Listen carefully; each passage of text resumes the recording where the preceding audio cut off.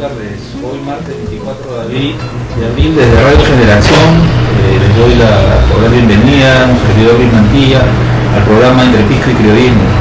Hoy tenemos como invitada a la señorita Liris Monasterio, catadora oficial de pisco. Bueno, ella es ingeniera en industrias alimentarias y máster en viticultura y enología en Francia, y miembro de la Cofradía Nacional de Catadores del Perú y catadora oficial del Consejo Regulador del Pisco. Liris ya se encuentra con nosotros. ¿Cómo estás, Liris? Buenas tardes. Hola, Luis. Mira. Buenas tardes, ¿cómo estás? Y encantada de estar en tu programa y gracias por la invitación. Gracias, de ocurrencia, gracias a ti. Vamos a empezar conversar un poco sobre lo de la denominación de origen pisco. Creo que tú fuiste la que estuvo encargada de todas estas normas, ¿no? Al principio en la década del 90, si no me equivoco, ¿no? Sí, bueno, sí, tuve la suerte de hacer un trabajo de investigación para proponer la norma técnica del pisco. Eso fue en el año 2002, puesto que la denominación de origen pisco en el Perú se genera en el año 1991. Entonces, lo que faltaba era regular y actualizar las pautas, digamos, las especificaciones técnicas para el producto, ¿no? Tanto las especificaciones físicas, químicas como organoléptica y una serie de definiciones que teníamos que actualizar. Entonces, en el año 2002, gracias a Indecopi me da esta tarea. Y después de 9, 10 meses de todo un trabajo de investigación, recorrer campos, bodegas, muestreos de pisco y todas las actividades en un laboratorio, ¿no? Se pudo realizar ese estudio, obtener la radiografía del pisco, que es lo que yo llamé el producto, y luego discutirla a nivel del Comité Técnico Vitivinícola. Fue el año 2002, ¿no? El 2002 y luego que se aprueba a nivel del Comité Técnico Vitivinícola, ¿no? Con la participación de varios representantes de las bodegas más importantes del país, de elaboración de pisco, del sector consumo, es decir, laboratorios, certificadoras, el mismo Indecopi, y el sector técnico, sí, ¿no? Como el Ministerio de la Producción, consultores, universidades, etcétera, se aprueba la propuesta de norma técnica peruana del pisco. Luego se pone a discusión pública en el diario El Peruano, ¿no? Durante 30 días hábiles para que cualquier otra persona pudiera intervenir, observar la misma, solicitar alguna modificación o alguna inclusión para la mejora de la misma o algún desacuerdo. Se realizaba la fundamentación del caso, se hacía la corrección y luego ya queda establecido en noviembre, me parece, del año 2002, la norma como tal, norma técnica obligatoria del pisco en ese año. Y a partir de ese año, pues el sector pisquero tuvo que cumplir esos parámetros para poder denominar a su producto, ¿no? Como, o sea, claro, aguardiente de uva que se hacía con la denominación de origen pisco. Eso fue en abril, si no me equivoco, ¿no? No, Patrimonio Cultural de... Sí, ya en abril, previamente ¿no? Se hace, claro, se denomina el pisco como Patrimonio Cultural de la Nación. ¿Tú sabías antes por qué eso recién se hace el 2002 y no se hace antes? No, la norma técnica existió. Ya. En esa época, en el año 2002, la norma tenía más de 30 años de existencia, pero era un documento técnico ya inválido para la fecha. Había que actualizar una serie de parámetros fisicoquímicos, sobre todo, ¿no? Antes de este trabajo del 2002 solamente habían 5 o 6 parámetros fisicoquímicos. No existían algunos que ahora sí, porque en esa época de repente no se tenía a la mano los equipos que pueden hacer un trabajo más exhaustivo de composición, de los elementos que existen en el producto, y por lo tanto se hizo esta mejora para poder trabajar, ¿no?, constantemente en el producto. Entonces, gracias a ello es que se hace una actualización del mismo. Eso es lo que pasa. Eso es ok, ya así fue la cosa. Ahora, ya saliendo de esto, de lo que te comenté, de lo que has estado hablando, y ¿cómo es que te buscan a ti? ¿Cómo es que tú llegas a elaborar esto? Hay una convocatoria a nivel nacional en búsqueda de un profesional con la experiencia y el perfil técnico que solicitaba la institución. Entonces yo me presento, se presentan otros más. Y bueno, tuve ¿Tú fuiste suerte la de ser única seleccionada. entonces? No. O sea, se presentaron varios candidatos a No, pero lograr. en los que eligieron, Sí, una sola. Como tú, técnico, a ti nomás te exacto, eligieron. Sí. Ese Ok. profesional sería el encargado de elaborar la propuesta, el estudio técnico, el perfil. Para eso se hace, digamos, el perfil técnico que se iba a realizar, el Ya. cronograma de actividades, se presentó ante la dirección, se hizo la presentación del mismo, se aprueba y se comienza a hacer el trabajo. Ok.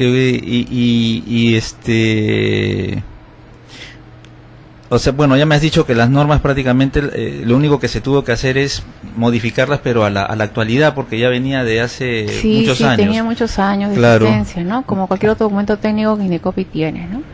Pero ya esta norma técnica que actualmente está considerada como norma sea, técnica es la del actual, PISCO, es la actual, claro, es la la que está actual del rigiendo. 2002. En el año 2006 se hizo una modificación. Ya. Las normas técnicas están sujetas a ser modificadas, por eso cada producto tiene una norma técnica que cumplir y está sujeto a la observación, la supervisión constante de un comité técnico, ¿no? Especializado en aceite de oliva, ¿no? En lo que es, por ejemplo, caucho para los neumáticos, en lo que es mermeladas, en lo que es ron, en lo que es vino, en lo que es pisco en este caso. En este caso, para Ya. el pisco está el comité técnico vitivinícola en Indecopi. Pero ya este año va a haber una modificación al mismo. Este documento técnico, al cual denominamos norma técnica peruana obligatoria del PISCO, va a ser reconocido como un reglamento nacional que lo va a asumir el Consejo Regulador del PISCO. Ahora, el Consejo Regulador del PISCO es quien va a dictar las pautas técnicas de la denominación de origen PISCO, porque es la institución que va a ser la tutelar de este mismo, ¿no? Entonces, Ya. por lo tanto, esa norma técnica del Indecopi va a pasar como un reglamento técnico del Consejo Regulador del PISCO. O sea, la norma se convierte en reglamento. Es un reglamento. Ah, Todo ok. Consejo Regulador de una denominación de origen está sujeta a reglamentos, Ya. no a normas técnicas, porque Ya. una norma técnica es tiene una aplicación general. Por ejemplo, norma técnica del vino, Ya. norma técnica del whisky, ¿no? Sí, Entonces, sí. yo quiero la norma técnica del whisky que elaboran en Escocia, la obtengo y es una norma técnica donde me dice, ¿no?, los parámetros, Ya. definiciones, etcétera. Quiero hacer whisky y considero que es efectiva la norma técnica, digamos, española. O quiero hacer vino, la norma técnica de Francia, la norma técnica de Chile, la norma técnica de Ya. Argentina, etcétera. En cambio, una denominación de origen no puede basarse en una norma técnica porque tiene un ámbito general de aplicación. Claro. Entonces, yo quiero hacer pisco, en Nicaragua quieren hacer pisco, en España quieren hacer pisco, no van a conseguir una norma técnica porque la norma técnica no se aplica en general. El Consejo Regulador es el que tiene un reglamento y ese reglamento está sujeto solamente para especificar un solo producto y en este caso es la denominación de origen pisco. Por eso Claro. dejará de hacer norma técnica, que debió hacerlo desde antes, pero Claro. ahora va a pasar a ser un reglamento, ¿no? Y ese- Y ese ya. reglamento se va a enriquecer porque no solamente va a tener lo que consta actualmente en la norma técnica, sino ya muchas otras cosas más, ¿no? La parte de la institución misma, la parte técnica, la parte de los asociados o miembros del Consejo Regulador, etcétera. Ya es todo un reglamento que sustenta a la vida y el sistema de regulación de este consejo. Ok, qué interesante, o sea que va a mejorar. Sí. Vamos a hacer una pausa escuchando el primer vals del Callejón a la Quinta de César Santa Cruz en la voz de Victoria Santa Cruz, su hermana, y Rafael Matallana.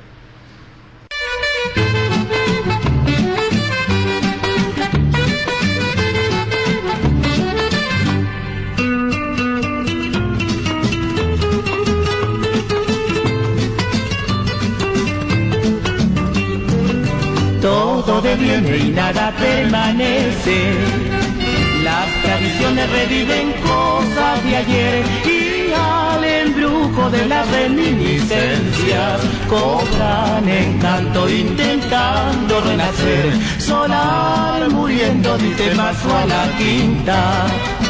Hoy no hay portera ni alambre para atender y tus cifras cambiaron por letras. Y hasta el caño tiene doble D. A la humilde quinta reemplazó el ladrillo. y su arrogancia no entendió la confidencia del bordón, las criollas fiestas en el vecindario, talca la antena de un gran televisor, callejón de barrio tus mil quitas sueños, y hacen marchitos a la sombra de un rincón, sin rumor surgirán más quintas con sus pretensiones, tú eras sincero mi viejo callejón.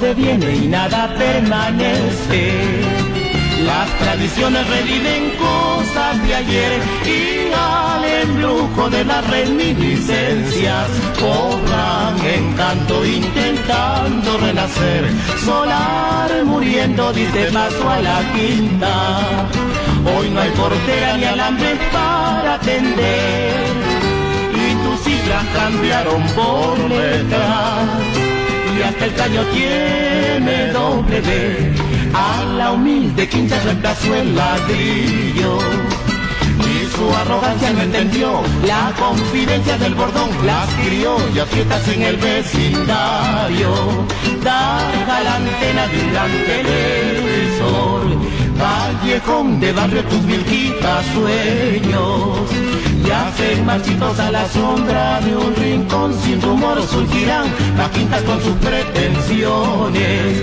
tú eras sincero mi viejo callejón, tú eras sincero mi viejo callejón.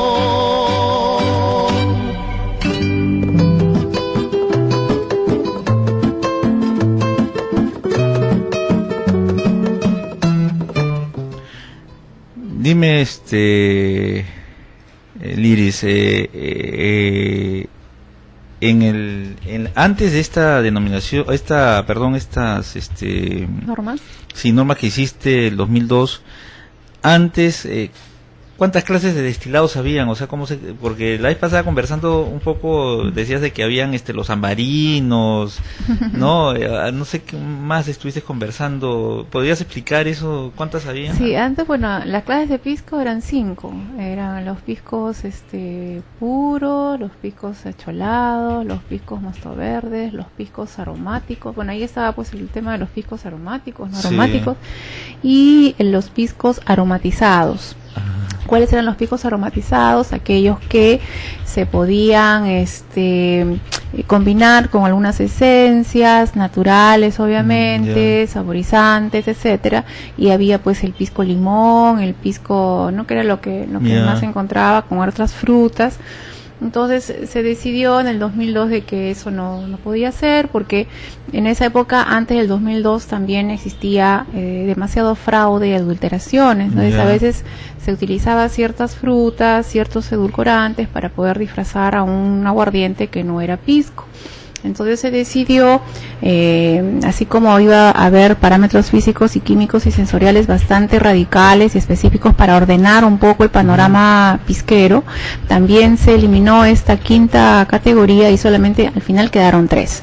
Hoy día tenemos en la clasificación piscos puros, piscos acholados y piscos mosto verdes. Creo que antes de esta clasificación existían los... la clasificación de los o sea, ahora los puros son aromáticos y no aromáticos, ¿no es cierto? Están incluidos, pero creo que antes eran los no aromáticos, después los aromáticos, o sea, eran 4, sí, ¿no? estaban separados, estaban separados, y en realidad pues eran puros todos, así que al final todos los juntaron. Sí, al final se decidió eso y ahora está funcionando, se dio mucha más apertura. Y ya cada bodega, pues, antes tampoco nadie, por ejemplo, combinaba más de 2 o 3 cepas, ¿no? Un acholado era típico, un quebranta con Italia, ¿no? Mostos verdes casi nadie hacía. Mostos verdes había un mosto verde quebranta y de repente un mosto verde Italia y no había más. Pues, después de esta norma, después de este documento técnico que sirvió para parametrar y también por todo el apoyo que el gobierno peruano dio a esta denominación de origen a través de concursos, a través de congresos, a través de una serie de promociones y difusión de la denominación de origen pisco. Lo que instó fue a que el mismo peruano, consumidor peruano, se enamore de este producto, lo consuma y lo vea como tal, ¿no? Un producto de características únicas, especiales. Perú es el único país en el mundo que elabora este fino aguardiente de uva llamado pisco, con esta clasificación y este rico bagaje de componentes físico-químicos, ¿no? Entonces, gracias a esto, hoy en día la producción se ha visto incrementada, la frontera vitícola de igual manera, a la mano de la gastronomía, restaurantes, hoteles y universidades y institutos académicos, etcétera, se están visto privilegiados de tener siempre las mejores marcas de piscos en sus vitrinas. Entonces el consumidor ya sabe escoger, y los productores han comenzado también desde hace más o menos unos 10 años atrás a trabajar con las demás variedades de pisco. Son 8 las autorizadas, entonces ahora ya hay pisco. Ahora, ¿cuánto se cambia esa norma, o no sé si era norma, de que antes, por ejemplo, entraban en todos los no aromáticos en una sola, para un solo concurso? Después todos los no aromáticos, los aromáticos y no aromáticos eran dos medallas, vamos a decir, dos premios principales. ¿Cuándo se desglosa? ¿Cuándo ya se separan las uvas? Sí, hubieron muchos concursos nacionales, más de 12 concursos nacionales en donde se premiaba solamente una medalla de oro al mejor pisco, ¿no? Claro, era un alambique chiquito todavía, me acuerdo también. Sí, bien bonito. En Cañete, en Lunahuaná, había una autoridad que digamos impuso este premio muy singular, y que en el momento fue muy valioso, ¿no? Incluso por el tema de que tenías ahí tremendo alambique muy bonito, de cobre, brillante, y era un gran mérito ganar ese premio, ¿no? Ese trofeo. Hoy en día ya no se da, hoy en día solamente son medallas. Pero después de ver de que ya había ese documento técnico donde decía pues que tienes tantas variedades de uva, que tienes tantas categorías, ya se comenzó a dar un premio por variedad, ¿no? Los piscos puros, solo de quebranta, entonces sentaban ahí todos los piscos quebranta específicamente, ¿no? Los Italia por un lado, los moscatel, los torantel, los acholados, hay un solo premio para todos los acholados, y también las medallas. ¿Y desde para cuándo surgió ese cambio? ¿Te acuerdas? No me acuerdo exactamente, pero eso debió ser más o menos a partir del año 2004, 2003, 2003, 2004, después del 2002. Ajá, claro. Sí, eso sí. Después también, por ahora, estando más acá ya a la actualidad, me estaba enterando de que este año va a haber una categoría más, que ahora va a ser, no sé si estás enterada sobre los acholados mostos verdes. O sea, hasta ahorita son 11, las 8 uvas puras, los puros, viene el acholado, mosto verde no aromáticos, mosto verde aromáticos, son 11, y ahora va a haber el mosto verde acholado. No, ya existen en el mercado, hace años existen los piscos acholados, y no solamente un acholado, es la combinación de digamos, a partir de los piscos, de blends de piscos de cada variedad, sino también que tú puedes blendear mostos verdes, ¿no? Eso ya queda a criterio del empresario, del dueño de la bodega, del quien está destilando, quien tiene a su cargo la destilación. Es la receta, ¿no? De la formulación de la marca, ¿no? Entonces, en la norma te dice que hay piscos puros, aquellos que se obtienen de una sola variedad de uva, ¿no? En este caso serían 8. Luego tienes los acholados, donde tú mezclas o uvas desde campo, o sea, entra a la moledora o a la estrujadora mezcla de uvas, ¿no? Basta que tú mezcles 2, ya es un acholado. Puedes mezclar 3, 4, 6, las 8 uvas, ¿no? Puede ser un acholado así con las 8 variedades pisqueras. Puedes, ¿no? En sus distintos porcentajes, ¿no? Y tienes la categoría mostos verdes, ¿no? Y puedes acholar también los mostos verdes, ¿no? Ahí te especifica así, ¿no? La mezcla del acholado es la mezcla de piscos. Piscos puros, no aromáticos, o piscos puros aromáticos, piscos mostos verdes, ya queda a criterio. Entonces, como te decía, hasta antes del año 2001, 2002, 2003, por ahí más o menos, no habían mostos verdes. Hasta ahora, por ejemplo, cuando hacemos las catas en los concursos regionales de Tacna, Moquegua, solo llegan 2 muestras al concurso de mosto verde. O 3, bueno, poquísimas. El reglamento del concurso dice, bueno, mínimo 3, ¿no? Claro.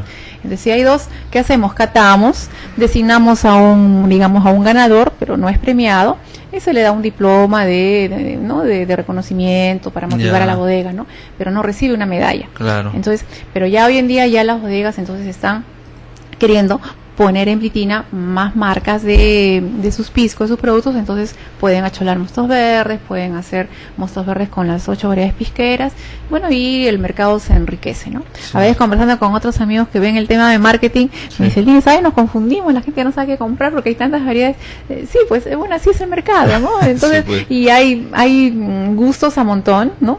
Entonces hay para cada quien, ¿no? Claro. Y tienes piscos para la mañana, para la tarde, para la noche, para un fin de semana, para conversar, para estar entre los amigos, para la playa, para el campo, para una comida, para una cena, para obsequiar, para llevarlo de viaje. Entonces, eso va a depender de la estrategia marketera de cada empresa también, ¿no? Sí, y sobre todo de empresas, instituciones y personas como tú, que son promotores de esta bebida tan original y exquisita del país, para que el consumidor pues tenga la opción de seleccionar lo que a él más le agrade. Sí, sí. Okay. Bueno, estamos desde radiogeneración.com, desde Lima, Perú. Estamos entrevistando hoy día a la señorita Liris Monasterio, catadora oficial de la Cofradía Nacional de Catadores del Perú, por el Consejo Regulador del Pisco. Bueno, Liris, estábamos conversando sobre todas las normas de la denominación de origen. Cuéntame, antes estabas comentando de que los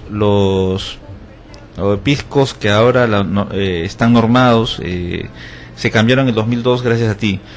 Antes de eso significa que, porque yo sé que los concursos nacionales empezaron en la década del 90, creo que por el 91, 92 fueron el primer concurso. ¿Sabes al respecto si en esa época significa de que competían piscos aromatizados que dijiste antes? Esos piscos aromatizados también competían, o sea, cada variedad, el pisco de las 5 que nombraste, cada una tenía una medalla, un premio. O sea, esos cinco variedades de piscos competían. Ya, mira, de eso sí.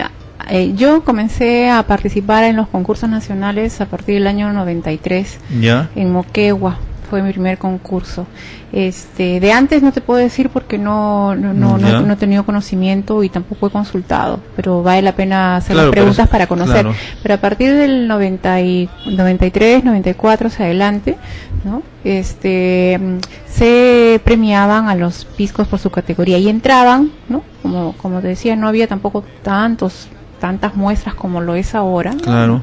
Y participaban los piscos puros, o sea, Italias contra quebrantas, contra negras criollas, ¿no? O sea, eran todos contra todos. Exacto, ¿no? Y salía un solo ganador, salía un ganador, uno para la medalla de oro, la medalla de plata, y antes había la medalla de bronce. Ya, ¿no? ya. Entonces, igual, ¿no? Acholados, entraban todos los acholados, ¿no? Y mosto verdes, muy poquitos, ¿no? Pero sí había competición a nivel nacional. Dime, y cuéntame, ¿habían piscos ambarinos en los concursos? Ay, sí, era gracioso porque, es decir, en el documento técnico anterior, dentro de lo que es la clasificación sensorial, o sea, los requisitos a nivel sensorial, decía, pues, ¿no? Aroma, típico, ¿no? Sabor, típico, ¿no? Entonces, pero no había, pues, ¿es típico a qué, no? Claro. Así, yo lo decía siempre, pero ¿por qué es típico? ¿Qué es típico?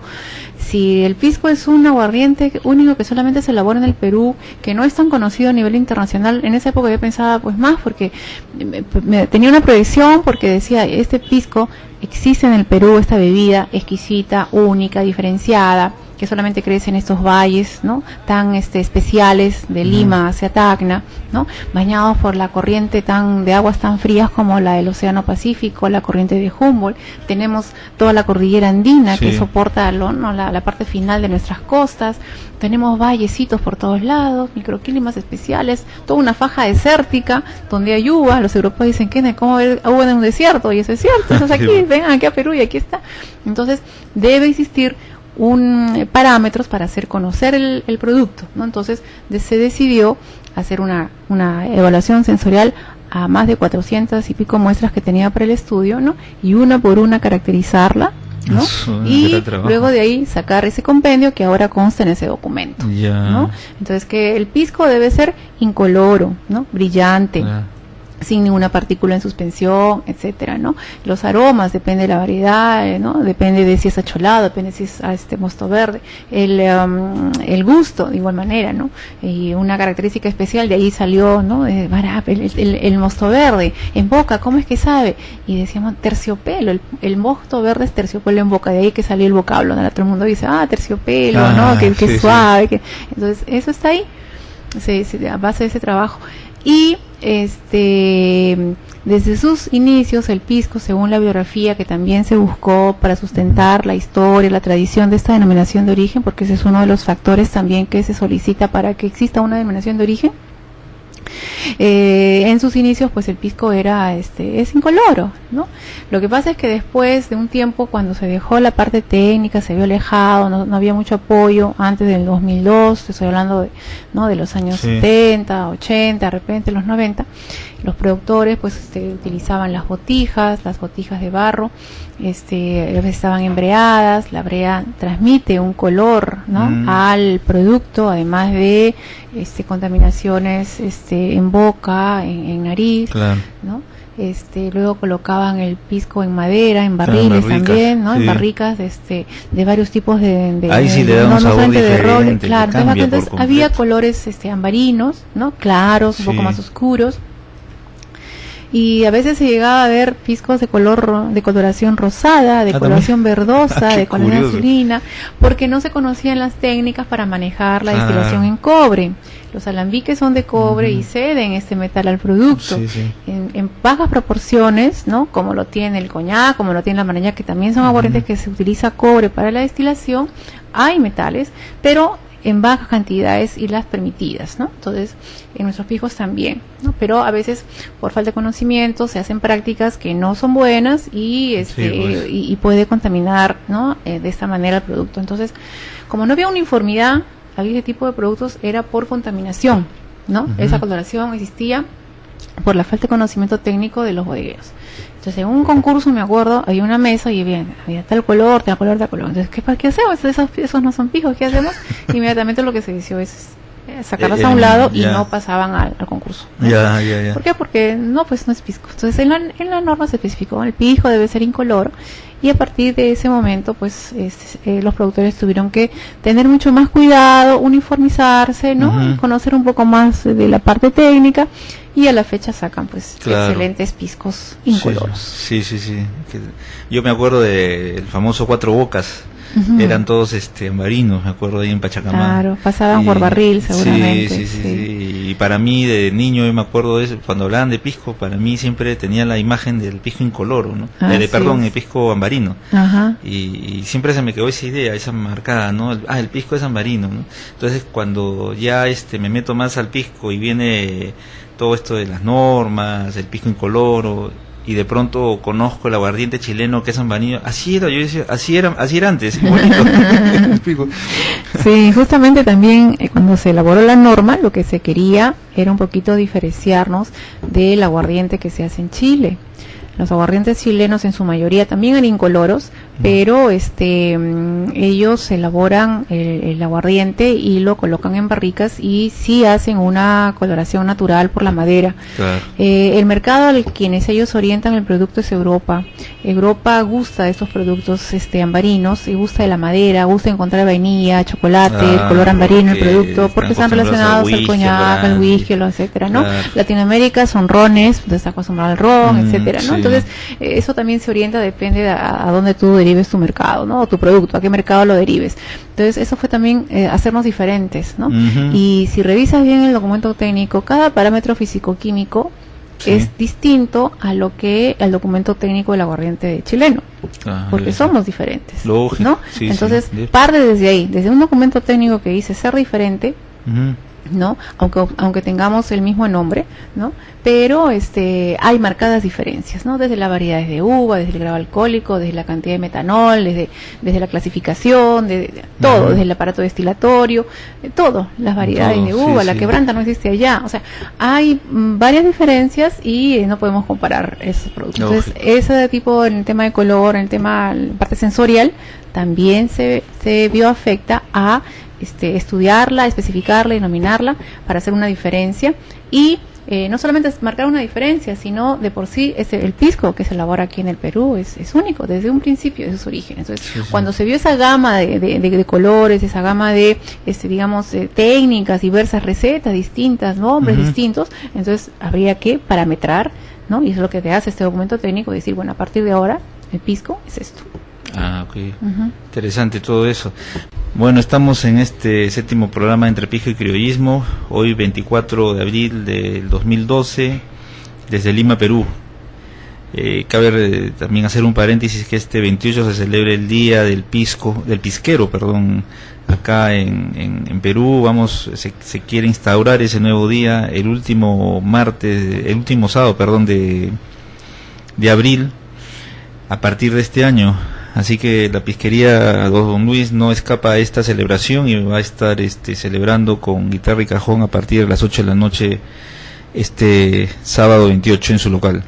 Bueno, estamos con Liris Monasterio, catadora oficial. Estábamos hablando en esta pequeña intermedio de la música, mientras que estábamos escuchando un tema criollo, sobre la diferencia entre la destilación continua y discontinua. ¿Podrías explicarla para los oyentes? ¿Cuál es la diferencia en sí porque los chilenos tienen una destilación, se supone, discontinua, ¿no? Sí, y nosotros también. Discontinua también. También discontinua. Sí, el método discontinuo, claro. Se utilizan aparatos de destilación como, ¿cuál es la diferencia en el tema de destilación con el aguardiente en Chile? Es el diseño de nuestros aparatos de destilación. Nosotros, acá en el Perú, utilizamos 3 diseños distintos: alambiques, falcas y alambiques con calientavinos, ¿no? Muy distintos a lo que se utilizan en Chile. En Chile no usan falcas, ¿no? En Chile usan otros equipos de destilación, ¿no? Donde se acopla de repente unas pequeñas torres de rectificación, muy bajitas. Entonces, lo que te comentaba era que en el campo de la destilación existen muchas técnicas y existen muchos campos de aplicación, ¿no? ¿Qué es lo que tú quieres destilar? En petroquímica se usa en la parte de destilación, en la parte agroalimentaria, como en este caso, se usa, dependiendo qué es lo que tú quieres obtener como producto final. ¿Qué es la destilación? Simplemente separar el agua, ¿no? En este caso, para nosotros hacer aguardientes, separar el agua y separar el alcohol, ¿no? Entonces, de allí es el diseño que nosotros vamos a utilizar. Y nuestro pisco es un aguardiente, ¿no? Que viene de esta destilación, pero en el cual capturamos muchos aromas, sabores complejos, etcétera, etcétera, etcétera, ¿no? Entonces, existen otros equipos, por ejemplo, para elaborar vodka, ¿no? Utilizan unos equipos de destilación, pero que se llaman con unas tremendas columnas de rectificación, que son unas torres altísimas, ¿no? De un piso, de 2 pisos, de 4 pisos, ¿no? Y se destila continuamente. Una destilación de aguardiente de caña para obtener aguardiente o etanol, solamente etanol a 95.8%, ¿no? En volumen, se obtiene a través de esa rectificación que se utiliza. Entonces, ¿qué pasa? Comienza a destilar el mosto fermentado, ¿no? Y una serie de platos que están distribuidos a lo largo de la columna de rectificación, va separando una serie de alcoholes, todos los alcoholes que tú deseas, los ésteres, los aldehídos, ¿no? Los amílicos por acá, hasta que tú lo único que haces es separar el etanol, uno de los tantos componentes, ¿no? Que contiene una gotita de mosto fermentado luego de destilar, ¿no? ¿Y cómo es que cuál es el fundamento técnico? Pues el fundamento técnico es que cada tipo de alcohol, ¿no? Se evapora a una temperatura específica, ¿no? Entonces se va aumentando la temperatura en el aparato de destilación y se va separando los XY alcoholes, dependiendo de su gradación alcohólica. A la altura de cuando la temperatura esté entre los 75, 79 grados centígrados, ¿no? Ahí se separará pues el etanol, porque es su punto de volatilización, su punto de evaporación, ¿no? Es como que una gotita de alcohol esté formada por 20, digamos, maratonistas, ¿ya? Entonces tú dices, a su marcas, listas ya, comienza a prender fuego a la caldera y los maratonistas comienzan a calentar y parten, ¿sí? Entonces comienzan a correr, y cada uno de ellos, ¿no? Son distintos uno al otro. Claro. Uno será más gordito, uno será más delgado, uno será más fuerte. Al final va a ganar uno. De repente empatarán, pero siempre hay uno es el que tiene las mejores condiciones para llegar primero a la meta. ¿Ya? Entonces, de esa manera, esos 20 maratonistas se serán distribuidos uno tras de otro durante la carrera. ¿Sí? De repente un momento todos juntos, ¿no? Ahí es cuando salen las cabezas, ¿no? De repente unos cuantos cuando sale el corazón o el promedio, y habrá unos que llegarán al final, que son los más pesados, pues los que se demoran en correr y serán las colas, ¿no? Justamente los alcoholes más pesados, de mayor carga de carbonos, etcétera. Entonces ya hacemos la diferencia, ¿no? Y cada uno de ellos tiene un punto de una temperatura de destilación, de volatilización. Es el fundamento técnico también para los equipos que utilizamos en los laboratorios para saber qué componentes existen en una gotita de pisco. Por ejemplo, el cromatógrafo de gases, ¿no? Que es un hornito donde hay una columna de vidrio donde tú inyectas 1 microlitro de pisco y luego ingresas temperatura, ¿no? Calor, y comienzan a separarse cada uno de los componentes y de acuerdo a su punto de volatilidad comienza a salir uno a uno y ser detectado por el sensor electrónico que tenemos allí, y te dibuja un cromatograma y te dirá primero a los tantos minutos sale un componente, a los otros al otro componente, a los otros el mismo, y se arma el cromatograma y es lo que nosotros utilizamos para poder interpretar qué es lo que hay en este producto. Pero aquí yo en las normas del Consejo Regulador, bueno, en el reglamento, que si no me equivoco, estoy tratando de buscarlo y no lo encuentro, dice que es una destilación continua. No, discontinua. No. Dice discontinua. Entonces, por batch. Porque si acá dice discontinua, yo me acuerdo que era todo lo contrario cuando leí del aguardiente chileno. Si acá es discontinua, entonces en Chile es continua. No, es discontinua. También son discontinuas las dos. El reglamento, sí. El reglamento que ellos usan es así. Lo que pasa es que ellos no usan pues torres de rectificación enormes, también usan una destilación por batch. Pero sí acoplan a sus equipos de destilación. Usan alambiques también. Sí, usan alambiques, pero que tienen una pequeña columna. En el diseño es distinto, no es igual que nosotros. Completamente diferente. Algún momento interesante tener una foto de esos alambiques sería, ¿no? Interesantísimo. Cambiando un poco el tema, ¿por qué, no sé si tú estés al tanto, sepas algo, por qué la uvina solamente se quedó en que era solamente de la zona de Lunahuaná, Zúñiga, Pacarán, y no, por ejemplo, yo tengo entendido que hay una tintorera que es de Arequipa, que huele igual que la uvina? Ahora me he enterado por una compañera del curso de catadores que también están elaborando en el norte de Lima también, o sea, en la zona de Chancay, sí, también están haciendo su aguardiente de uvina, ¿no? Porque ahí no se puede llamar pisco a la uvina, tengo entendido, solamente tiene que ser de Lunahuaná, Pacarán y Zúñiga. Pero ¿por qué eso? ¿Por qué llegó se llegaba a esa conclusión, a esa norma de que solamente pertenecía? ¿Y sabes algo respecto de eso? Sí, bueno, cuando se hizo en el año 2002, la propuesta que yo hice, se consideró a la uvina como uva pisquera, eran 8, ¿no? Pero allí como que había que investigar un poco más, ¿no? Se hizo un paréntesis, ¿no? Un asterisco en relación a la variedad, había que investigar si esta variedad, como se pertenecía a una vitis vinífera o no. Entonces se quedó en hacer ese estudio, se realizó, ¿no? Tengo entendido, y bueno, al final se determinó, en el año 2006 se hizo una modificación, ¿no? Entonces al final, por consenso, se trató de limitar esta variedad únicamente a los departamentos, digamos, a las zonas de Cañete, Lunahuaná, Zúñiga y Pacarán, ¿no? Entonces, si bien es cierto, la uvina está extendida, sí, pues, en Arequipa, en Ica, ahora tú me dices aquí en la región Lima. Entonces lo que hay que hacer es respetar lo que dice el reglamento. ¿Y tú crees ahora, que eso ¿no? se podría ampliar? Porque están dentro, todas esas zonas están dentro de la denominación de origen, ¿no? ¿Tú crees que Sí. podría llegarse a ampliar en un momento? Podría ser, pero eso va a depender del acuerdo que se tome a nivel ya del Consejo Regulador. Ya. Actualmente el reglamento del Consejo Regulador trata de zonificar, ¿no? Limitar la expansión de la ovina y zonificarla solamente en estas zonas, ¿no? En Lunahuaná, en Zúñiga, Pacará, en Cañete, ¿no? Entonces, eso es hasta ahora. Todo lo concerniente al pisco, a esta bebida, en aspectos técnicos, en aspectos legales, en aspectos marqueteros, de definición, lexicográficamente, etcétera, clasificación, todo eso puede ser modificado, está sujeto a modificación, porque también queda la alternativa de cambios que mejoren los procesos, cambios que aperturen más la llegada de esta denominación, que enriquezca más el mismo y que siga siempre y cuando se mantenga, digamos, el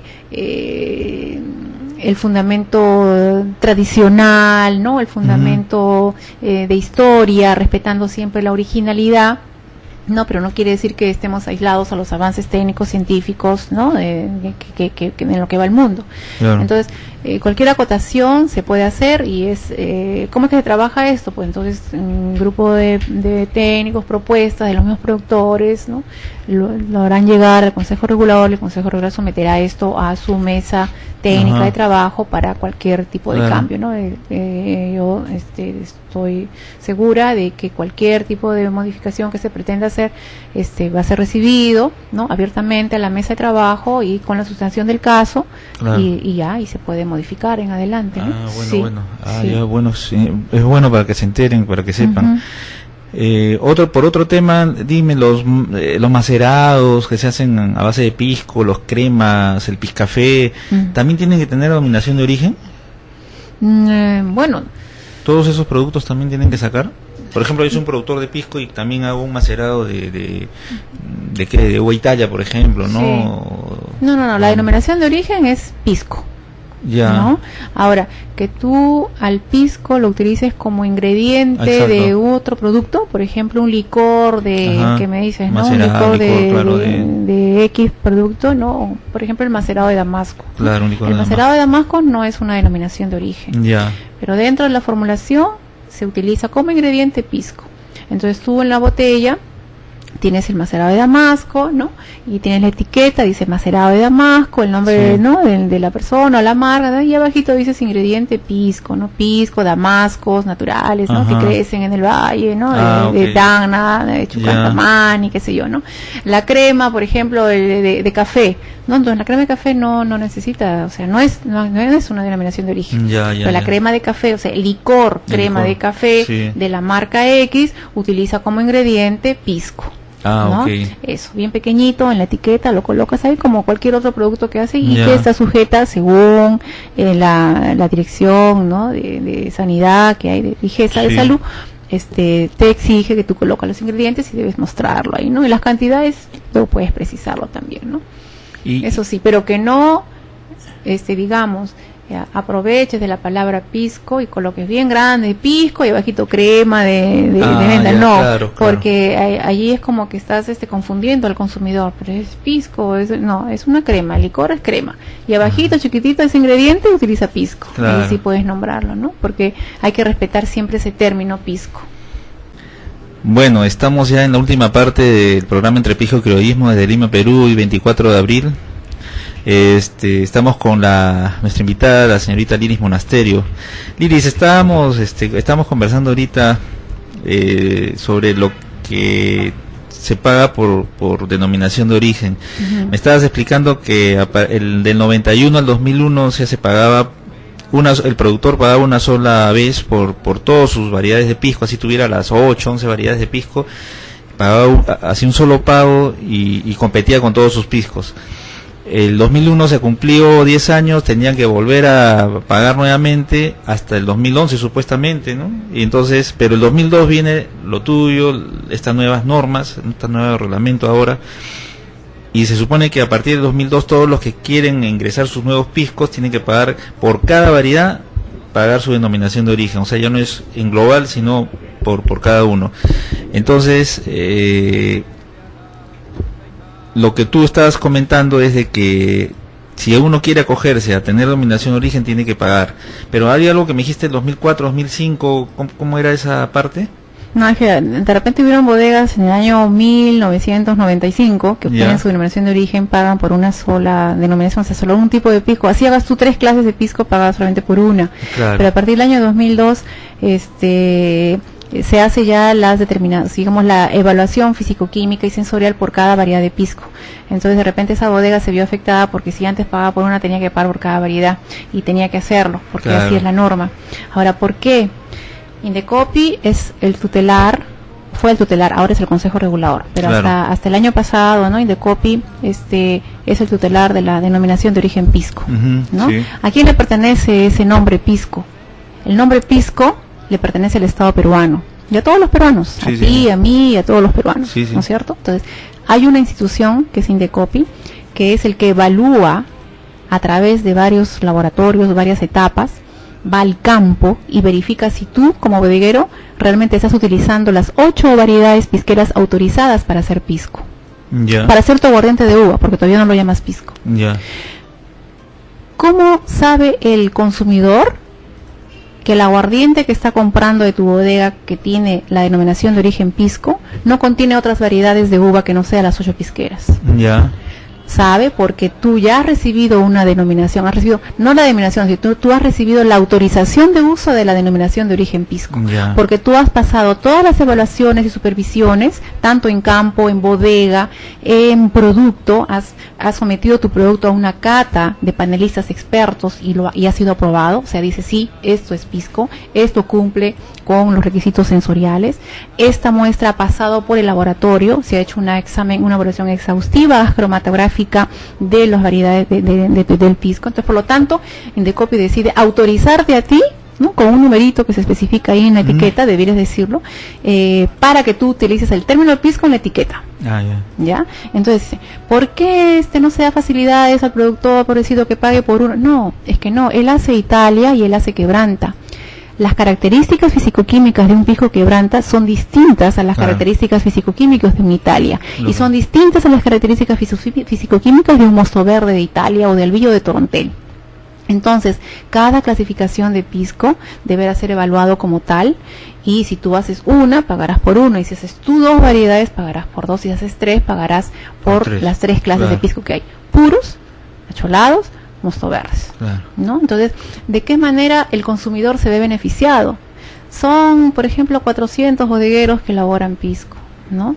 Pero somos más de cuántos millones de personas, los consumidores. Lógico. Entonces, hay que pagar porque eso cuesta. Y no es que Indecopi gana, porque Indecopi es un estado, digamos, es parte del estado y no puede ganar, sino que es el justo precio a un análisis, el justo precio a un técnico que se desplace hacia las zonas pisqueras y hace las evaluaciones en campo, las variedades de los terrenos, va a la bodega, verifica si tú usas alambique, si tú usas el cobre, de repente usas acero, de repente usas un cilindro de metal, de fierro. Entonces eso no te va a permitir que tú te den la autorización de uso de la denominación de origen pisco. Entonces, y se han encontrado varias operaciones, materiales, equipos, ¿no? y prácticas indebidas. Por lo tanto, esa persona que solicita la autorización de uso de la denominación de origen no la consigue. Entonces, de esa manera es que se trabaja para poder dar al consumidor un aguardiente de uva que asegure en calidad, ¿no?